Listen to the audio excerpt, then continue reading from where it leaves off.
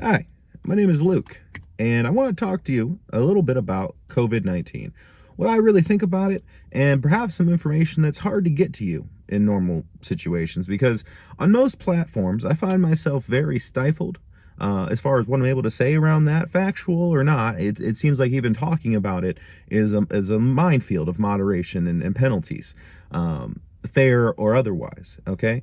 And so I want to take a moment to kind of speak more candidly with you about it than I am typically on some of the other media that you might see me on.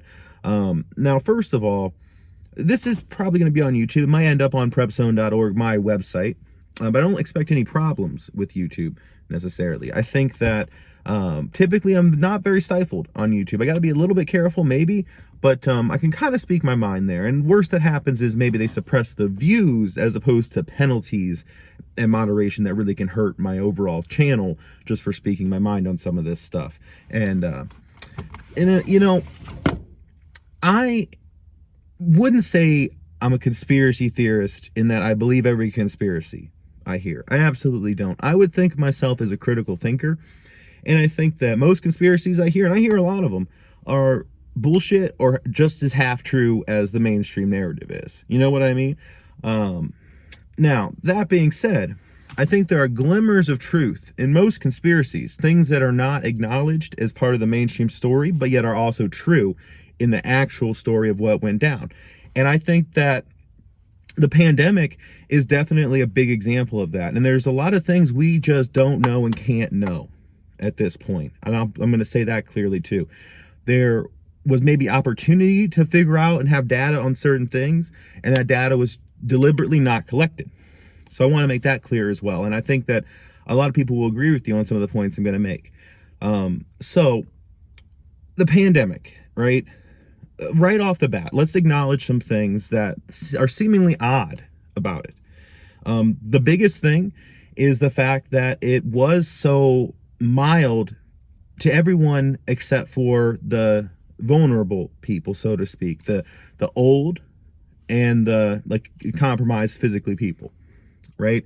Their immune system's compromised, which, but not children, which is odd. The not children part, you know, the statistics of that, it was very odd for a virus. It's just, it was very strange, and it's never stopped being strange that they were, I mean, it's good, but it's strange. And so it seems to me that the people who were most affected by this virus were people who could be considered, in many cases, burdens of the state, right? So the very old and infirm and the sick, right?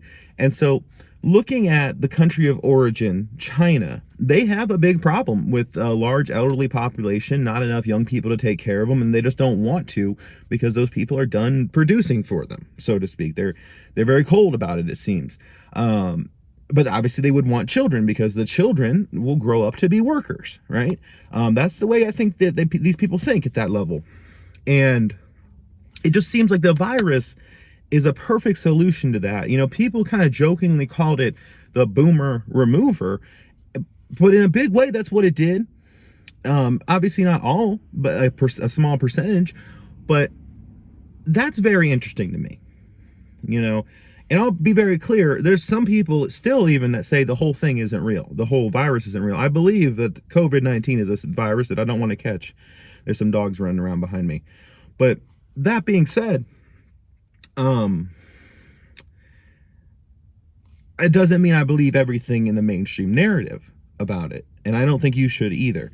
But so right off the bat, only in the form of conjecture of what we see, not any data, is that it is a very convenient virus in many ways for an issue that the country of origin was having, and really countries all over the world, including the United States. These people, the pandemic overall, if you think about it, is meaning less people drawing on social services. In the big grand scheme of things, it saved the government some money in that regard, and perhaps the long term. I don't know. Is this something that's going to just be around and people that fall into those groups will be less prevalent forever? Is it that kind of thing? I don't know. It kind of maybe seems like it's going to be around forever. But so that's just one aspect of it. And it also seems to me like it's the kind of thing that has fucked up the world's economies, right? And shaken things up. And who knows how different the world would be today if the pandemic had never started. You know, who knows? I can't really guesstimate at that. But I got to think it would be a more stable world, and economies around the world and people's daily lives would be better. You know, I think the world changed for the worse when the pandemic came around, and I don't see when it gets better from there. I see that maybe certain things get better, but other things get worse. But so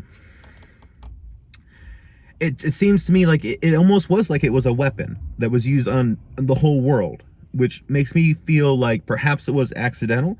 Perhaps, I mean, it may have been developed for reasons like I was talking about with like the old and people, but many things are developed and then never intended to actually be used. They just want to follow that chain of research, you know, and see what's possible and then make it. And if we ever want to use it, we can, you know. I think that just knowing the way China operates, I don't see a huge possibility that it was released intentionally on the world, but I do allow for that possibility and for there to be enough information that I just don't even have access to, and nobody does, about the situation that would change my opinion on that. So I leave it open that it could have been intentional, but I am definitely a firm believer in the lab leak hypothesis about the origin. So the lab in Wuhan, I believe, was the source, and that a story was constructed. A plausible enough story, I think a plausible enough story that people were able to believe. But a lot of geneticists and people who really study this stuff behind the scenes are telling people, I mean, it looks like it could have been made in a lab, but we don't have data to back that up because no investigation was done into that avenue at the time, because it was like banned speech and the China controlling the WHO monetarily, which that's a documented fact. And that's problematic in this whole thing too, is the level of control China has over the whole world, including our government, but also explicitly the WHO, you know?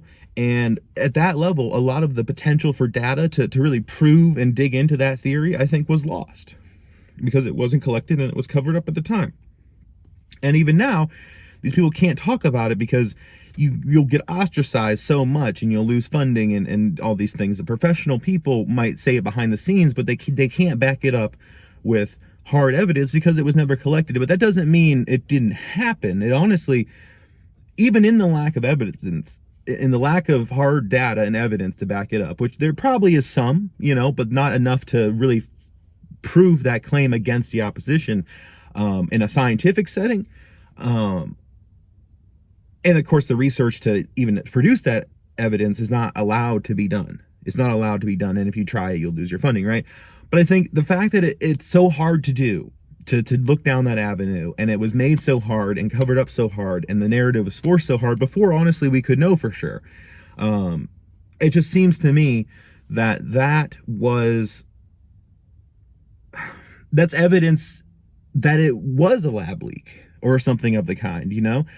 We may not have the kind of evidence we really would want to say for sure 100%, but that was what they wanted, you know? And I don't think that just because they were successful in that we have to buy the mainstream narrative either. But so that's my intuition, that's my feeling, and what I've seen leads me to believe that the origin of it was a lab leak. Now, beyond that, I've seen something else that really colors my opinion on all this stuff. I think that when Russia launched missiles that hit Poland recently, and they had to do Article 4 and call a meeting and talk and see if they wanted to go to World War III or not, they came out with a white lie that said, well, it's possible that it was actually Ukraine, their air defense going awry, defending against Russia, and it was one of theirs. Which that was a white lie, and I've talked about that before on other videos, but that was a white lie that I understood and empathized with because it prevented a larger conflict from escalating that day. And I'll appreciate the time, any extra time before the nukes fly, I suppose, at this point. More time to live and to love and all those fun things, you know? But it was a white lie, and that demonstrated a pattern of behavior, a willingness to completely warp the truth in favor of a perceived greater good, you know? And I think that same thinking by the same powers that be in the West and in China took hold. after the pandemic. I think that there was no desire to blame China for this horrible thing that was happening to the world, even if it was their fault. Even if we knew for a fact behind the scenes that it was. It's better for the U.S., for the economy, for everything, if it was just a natural thing and nobody takes the blame, because we do so much trade with China. And then, of course, obviously it could heat things up militarily, or create public sentiment for that and just more further destabilize the world than the pandemic already was going to. So I understand the decision, I suppose, based on what I see them do, the governments and the powers that be of the world. I understand the decision to not tell the full truth around this thing. But of course that breeds distrust among the people, because the truth will be known eventually. Now, that's just one part of the issue, and so at that point, the mistrust is there rightfully. And then they're coming with a vaccine. And I do have some reservations about the vaccine based in science. And I am vaccinated too, by the way. I've taken 2. That's probably all I'll take, just to stay under the radar in the world, so to speak, and just be fine. I thought that it's probably safe enough. And so here's my thinking. I believe that COVID-19 is real. And I believe that once you get it, and especially getting it multiple times, it has a lasting impact on you. And I'm very interested in long COVID.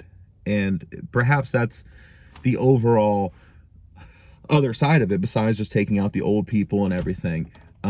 It has a mental effect on people that I think is perhaps desirable by some governments of the world, perhaps, right? That kind of brain fog and everything. It perhaps makes people more complacent. And I'm not saying it's perfectly designed or it's going to work well for that end. I'm saying that that may have been part of what it was designed to do. And it may not have been finished when it got out too, if it was an accident or ever meant to get out, But that's an interesting effect of it too, paired with everything else. Interesting in like a suspicious way, But some of the data I've seen, and again, it's the same situation where certain avenues are not allowed to go down by serious researchers, because they'll lose their funding, and there's like a money and control and stigma and dogma. And anytime I sniff out dogma, I know something's not right, especially with the conclusions coming out of those kind of organizations. And there's a lot of dogma around this stuff, guys. A lot of stuff that doesn't quite make sense. But so, anyways, I think that vaccine contains a spike protein, and the virus has a spike protein.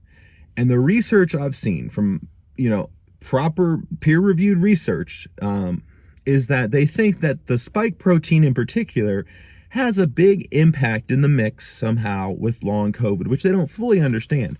Okay. But so this paper was able to postulate and back up with their data that the spike protein is causing long COVID in people. But what they wouldn't go as far to say is mention the vaccine at all having the spike protein, So I did have to make that inference of, okay, well, here's this data in this paper making this conclusion, okay? But here's what's in the vaccine. And it's saying that this part of the natural virus is causing this. Well, if that's in the vaccine and it's in every booster people keep getting, well, then I'm concerned about my loved ones who are continuing to get boosters, I think that it didn't make a huge difference to me.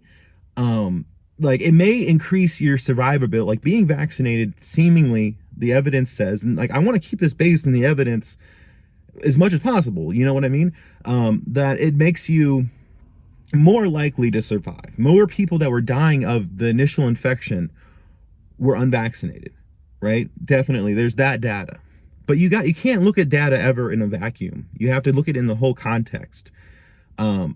If potentially the vaccine causes long COVID or long COVID-like symptoms, or at least a risk of that, or damage to the cardiac muscle or system or something along those lines, which there is some inklings of evidence that there may be,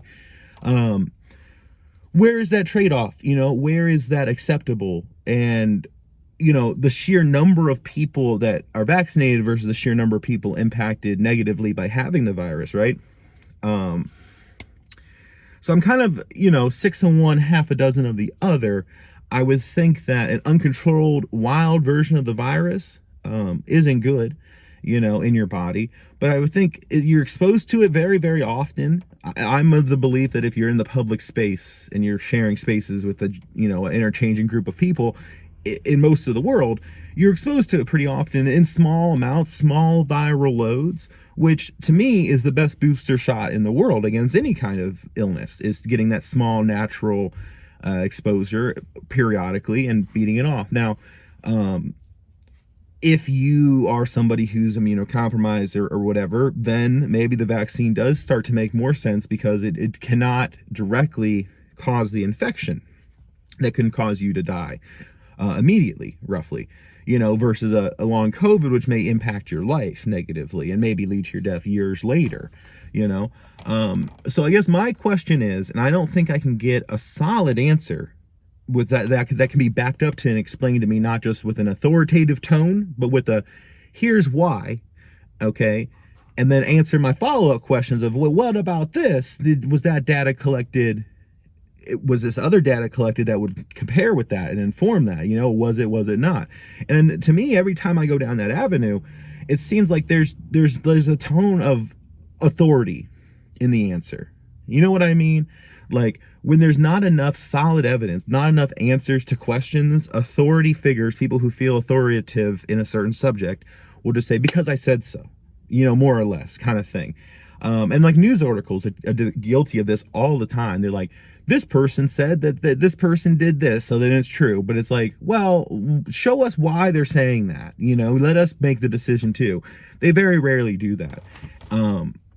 But so my question is very simple, is, do we know for sure that the vaccine and the spike protein within, okay, that the spike protein within the vaccine can have no impact on long COVID or similar on your body, okay? That's what I want to know. And I don't think we have a solid enough answer. I'm not saying we shouldn't have rolled it out and done all the things we did and make it available to people. But I do question it. I do question the long-term impact that we're yet to see, right? And I think that's okay. And I think that level of caution about it versus blind, dogmatic fighting against people who are blind maybe in the other way, that aren't willing to actually look and engage with the data like I am, that fight or flight response that people have, that tribalism people have, I think it blinds both sides in a really dangerous way, in terms of people in the middle not getting the truth, not getting the best public health decisions made, and then at the same time, like, they lie to us. Dr. Fauci, he lied to us about the mask. Like, what happened was, obviously, it's a respiratory virus.